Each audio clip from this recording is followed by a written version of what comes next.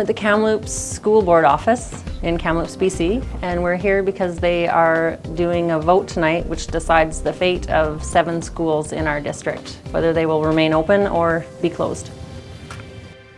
Rural schools work differently than schools in larger centers. And in rural schools, kids go to a class where they have 3 grade levels or 2 grade levels. And the teachers have said that that works for them. And really what it does is it keeps the community together. And, a lot of these communities have come up with a number of reasons why they shouldn't close it. And at the end of the day, the costs-cutting measure really doesn't save the board anything. And all it's done at the end is really, as I said, ripped out the heart of the community. I am here to hear the decision of our children's fate, whether they are going to be shipped to Kamloops by bus every day for an education that they're entitled to. I don't envy their position. The decisions have to be made. Obviously the shortfalls are there and they will have to make some decisions that aren't going to be fair or necessarily fair to anybody.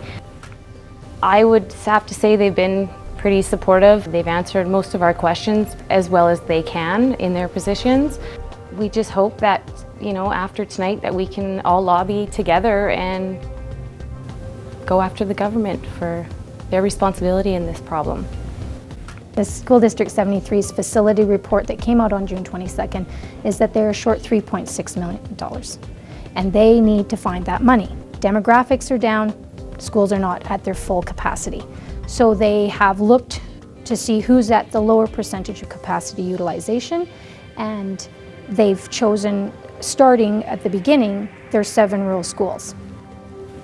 I know that the government's talking about putting $151 million to implement full-time kindergarten next year in some schools on a system that's already so overburdened with lack of funding or the inability to use that funding properly. $151 million to implement some schools with full-day kindergarten is ludicrous. The regular meeting of the Board of Education of School District 73, Kamloops, Thompson, for this, the 23rd day of November 2009, to order, please. This would be tonight, once the board deals with these issues, it has to be, regardless of what the decisions are, it has to be the beginning of a much broader conversation with respect to the delivery of rural education in communities across our district and across the province. Over the past 2 years, SD 73 has been relieved to recognize our decline in enrollment has not been as dramatic as predicted. I believe we have heard the majority of the scenarios, including some personal stories, to send the messages loud and clear. And we have listened, and I think some of our presentations, and I use Logan Lake as an example, we are listening. And I believe that our alternate adjustments provided tonight will demonstrate that we are listening as well. But as some of the trustees have already said, that doesn't mean that is the final answer. We are going to suffer the consequences, just as Trustee Watson has referred to, will not be the preferred education that many of us and you will enjoy.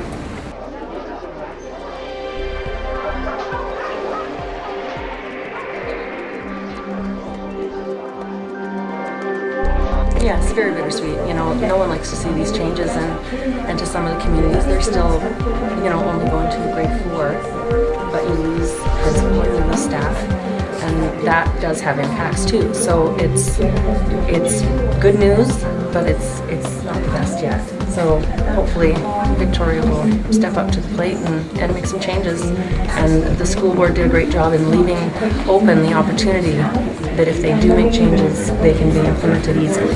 You mentioned Victoria. Are you guys going here? We actually are leaving right now to head down to Victoria. We have meetings with several ministers tomorrow and MLAs. And we're going to bring forth all of the concerns of the rural communities as a whole to the government and let them know that there's a lot of people that are concerned about this. It affects the whole province, not just these individual schools. Well, first of all, I'm pleased. I'm pleased with the announcement that the schools so far have been kept open, which is Heppley Creek Elementary. I believe it's the first part.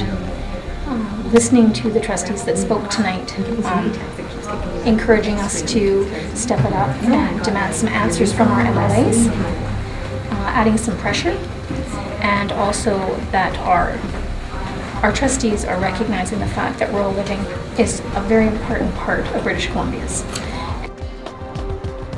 The fact of the matter is, when populations grow, as we move on with inflation and the cost of living and labor costs and the cost of heating and everything that's included in there, you're going to have an increase year after year on any budget, whether it's health or education or others.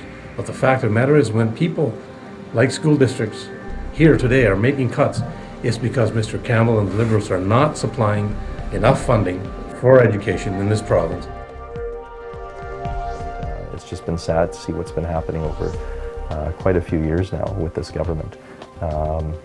We certainly recognize they're not friends of public education, and has it become political? I'd say it's become personal. It's more than political. Absolutely the responsibility of school boards. They should be advocating for appropriate funding, not limitless funding, appropriate funding for an education system. That should be number one up there, because without doing that, they can't meet the needs of the kids. No, I don't think it's fair. You can ask the trustees, as I had said, my feeling was that let's present as if all boards, school district boards and trustees presented their deficit, then they would see BC-wide that no one trustee group or board is doing better than the others. Do I think the Ministry of Education really hasn't taken any step towards the public, the parents, this teaching staff, to say, wow, we hear you, we understand, province-wide we get it? Absolutely not. For 8 years, it's not just an attack on public education, it is an attack on democracy as a whole. This government has an ideology. They want the public to accept the ideology, and those that don't accept it are excluded in one way or another.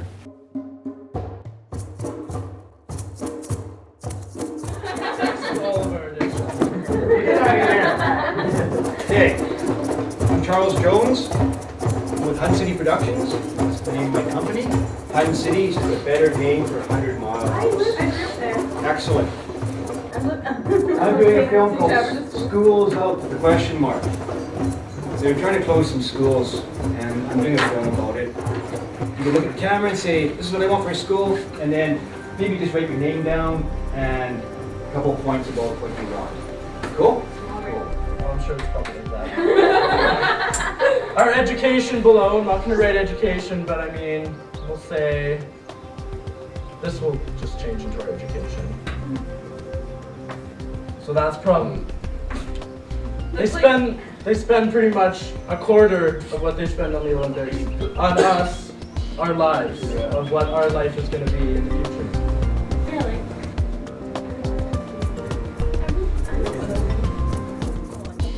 Twin Rivers Education Centre is a model of an urban school operated like a rural school.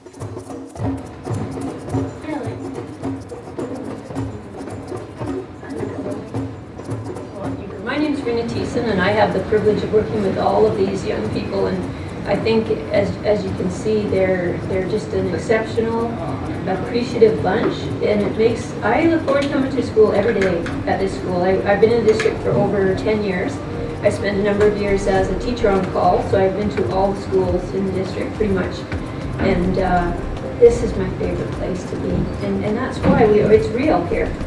I think that's, if I had to narrow it down to a few phrases, I would say it's real, and if people are having a bad day, including the teachers, we can talk to each other and understand each other and care about each other. So yeah, I think this school is a model of what probably a lot of schools should be like.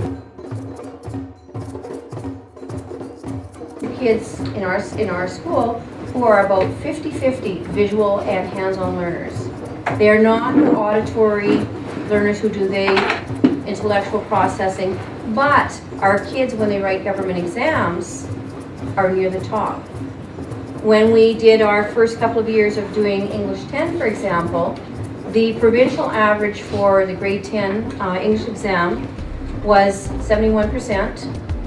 District average was 72%, and our school was 75%.